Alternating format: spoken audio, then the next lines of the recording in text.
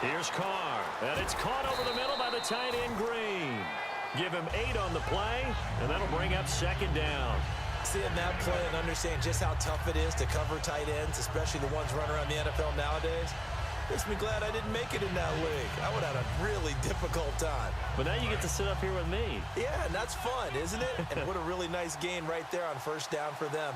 Brings up a nice second down for them. Halfback sent in motion. Now it's the fullback. This is Nikita Whitlock. And he'll take it down shy of the 45 at the 46. They get 5 out of that one, and it moves the chains. Well, not a lot of flash and dash on that play. 2nd and 2, and they hand it to the big man. And he ends up picking up a first down. A little bit of gray area there, though. But I think what they thought, hey, we hand it to him here. If we come back and don't get it, we still got another down to try and pick it up. Carr now on first down. Blitz coming, and down he goes. Leonard Williams in there to drop him, and it'll be a loss of about 8. Well, they were coming out of the 4-3 defensively. Pressure coming off that right side from the DN. And that's the blind side of most quarterbacks. If you're right-handed, that's the side you don't see quite as well, and that's why you rely on your left tackle, maybe your highest-paid offensive lineman, to take care of you. In this situation, that didn't happen. Now Carr throwing on second down. Green's got it over the middle. They'll give him 8 on the play, and that's going to make it 3rd down and 10. That's a good-looking play to me. The big tight end on a crossing route coming underneath. Sometimes he can gain some serious momentum going forward, can't he? Yeah, he can indeed. Pretty well executed there. It looks like the Packers have added an extra DB on 3rd down. Throwing his Carr on 3rd down. Looking for Green, and it's intercepted. Picked off by Lardarius Webb. And they're going to set up shop at the 27-yard line.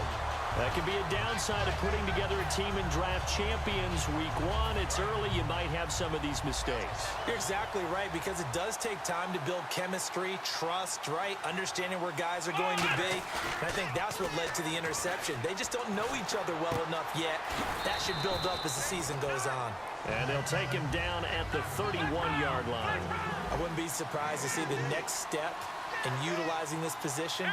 It's actually utilize more of a scat back in this spot, because we saw the catch there, right? He made it, but he's a bigger, stronger guy, maybe not quite as elusive as maybe someone else you would put there. Yeah, didn't get the big yardage there you might out of a smaller back. They'll set up a throw, and he's got his man Hilton. And he will have a first down here at about the 40. 7 yards there, good enough to move the sticks. I don't care how many times we see it. I still get a kick out of watching quarterbacks and receivers do the pass tree in pregame warm-up.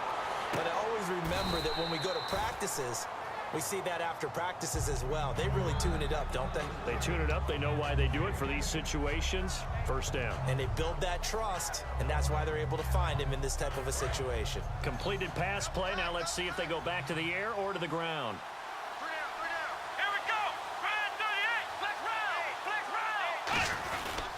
Now here's Halou. And they go backwards here, losing yard. And now the 49ers signal for a timeout defensively. They'll have 2 remaining as we step aside here in this first quarter.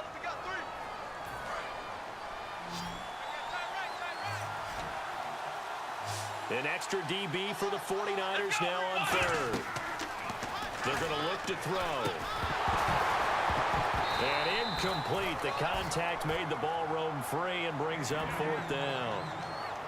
So many components go into a well-executed screen pass. You've got to sell, sell, sell. Offensive line's got to sell like they've missed blocks, and then they move out, and they're out in front of the running back. He's got to sell that he's trying to block, and then he slips out into the route. The quarterback has to sell that maybe he's trying to throw it downfield. Instead, he slips it off to the running back, and when you get one set perfectly, you have to catch the ball, and that didn't happen on that play. And how about the call here? They need 2 yards in their own territory on 4th down, and they're going to go for it. Let's go! They'll try and throw for it here. Flush to his right. On the right side, it's Hilton with a catch. Give him 14 on the play. And on 4th down, they're able to convert and move the sticks. I don't know if I agree with that. I guess they don't care if I agree with that. But, boy, you have to be surprised by that, right? I definitely was. And no escaping this time as he'll go down. They got him for a sack.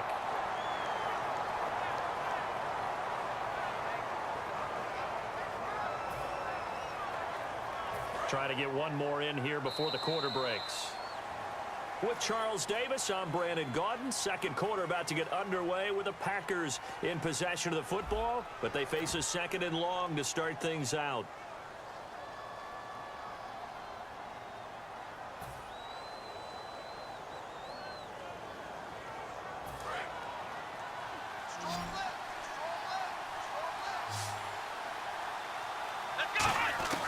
From the shotgun, he'll look to throw. And this is caught. I think he got that with one hand. It'll be a gain of 15 on the play. And all of a sudden here, it's third down. What a catch and one-handed, and I'm starting to lose my awe about the play, and maybe I shouldn't. How much of this is the player? How much of it is the glove? Well, those gloves, they do have a little grip to them, They don't get a they? little extra tackiness to them now, and I know the guys in the NFL, the competition committee, some other places, they're talking about examining those gloves to see if they're having too much of an effect on the game. That was an excellent job of recognizing the situation. His first read wasn't there. Heck, his second read wasn't there. But he bought himself a little extra time scrambling out of the pocket, got to the sticks, and picked up the first down. They'll look to throw, and he'll be hit as he releases it, and that'll fall incomplete. Not too many things get to a quarterback of this magnitude, but I think it's safe to say that pressure can get to any quarterback. He's obviously a great franchise quarterback, but felt the pressure, threw it incomplete. And the seemingly endless drive continues.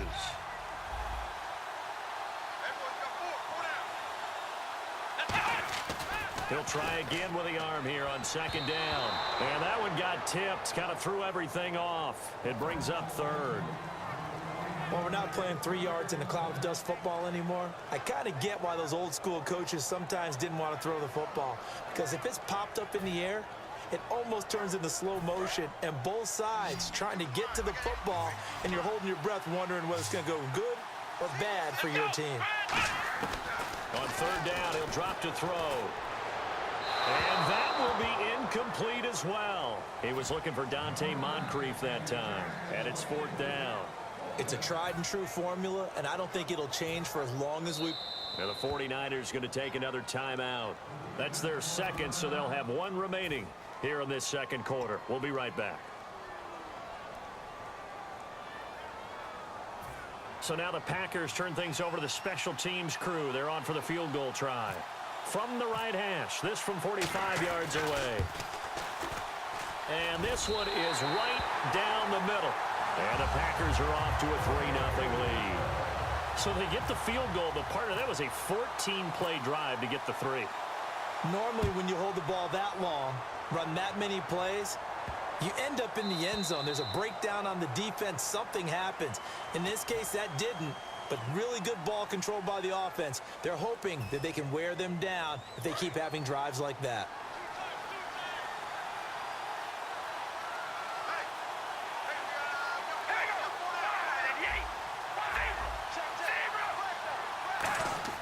On first down, Carr.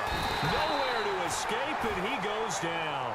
Shea McClellan coming in from that outside linebacker spot to bury him for a loss of 7.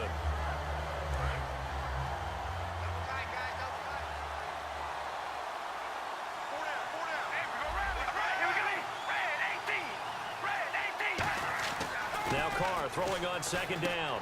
They got a man over the middle. It's Woods. And he'll be brought down right around the 37. It's a 4-yard pickup, and it'll be a third and about 13. Well, if you do read man coverage, Brandon, the drag route's a pretty good one to run against it because you're running away from people on it. Carr, they'll roll him out right. He finds his man. It's Austin. And he's got the first down before being taken down at the 46. Well, the advantage has certainly shifted to the defense as we began that third down play, and they found a way to foil it and pick up a first down. Third time's a charm, right? 2 incompletions. Had to have it on third, and they got it. Yeah, they stuck with it, weren't daunted at all, and picked it up. And it's caught over the middle by the tight end, Green. And he'll get it inside the 40 to the 39. So a minute 56 to play in this first half. We're back to Arlington right after this timeout. They come out with 1 back and 3 tight ends. Again, they'll throw with Carr. And it's a short one here, complete to the tight end. Oh, that's sweet. What an effort. And he's brought down after a good gain. A good pickup there, a 22. And that's why defensive coaches preach swarming to the football. It's usually going to take more than one guy to get that big man down. And it did right there. Multiple broken tackles, but they eventually get him down. Into the red zone, it's Carr. Now they set up the screen. That's complete. So a loss of 5, and it'll be second down. You know the key to a good screen pass is, don't you? Bet you're going to tell me. Good blocking? Well, good blocking eventually. But first is good acting. You want to let the defenders go past you, leak out to whichever side or even in the middle where you want to set up the screen, and then you do your blocking. How about the read, though, by the defensive guys? They weren't fooled at all and actually ran with the lineman to where the play was and smothered it for a loss of yardage.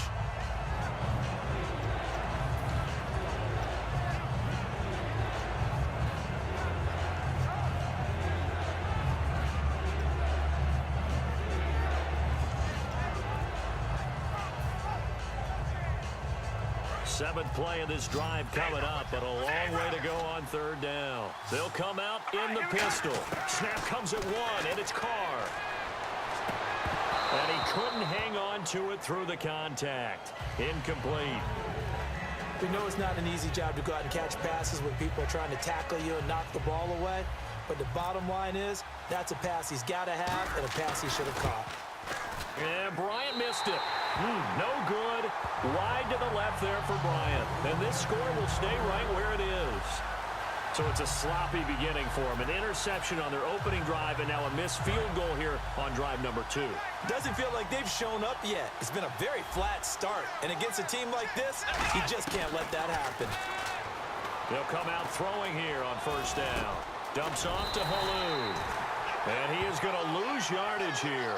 A loss of a full 3 yards, and now it's second down. And they're going to speed things up here. Out of the gun, they'll look to throw. Flushed out right. Oh, the ball comes out on the hit, but they'll say it's incomplete. T.Y. Hilton, the intended receiver, and it's third down. Different pass rushes are designed for different things. Sometimes you want to keep the quarterback in the pocket. Sometimes you want him to flush. I don't know exactly how this one was designed, but they made sure they moved him to his right. He got out of the pocket. Unfortunately for him, he was hit as he tried to throw the ball, and that resulted in an incompletion. Here we go. Out of the gun now on third down. He's going to launch this thing way downfield. He was trying to get it that time to Ted Ginn. And fourth down coming up. And when all else fails. Now hang on here. Timeout called by the defense. And with halftime on the horizon, they'll be out of timeouts from here forward. On fourth down, here's Brett Kern to punt the football away. Back deep is Tavon Austin.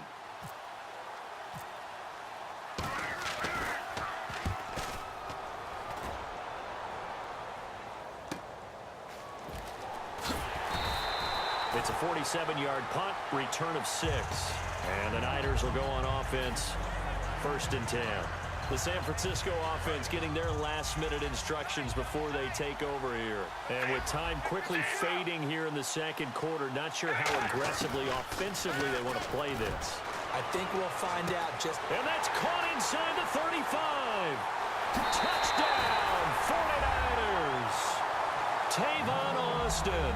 As the first half is winding down. And once again, the 49ers are back out in front.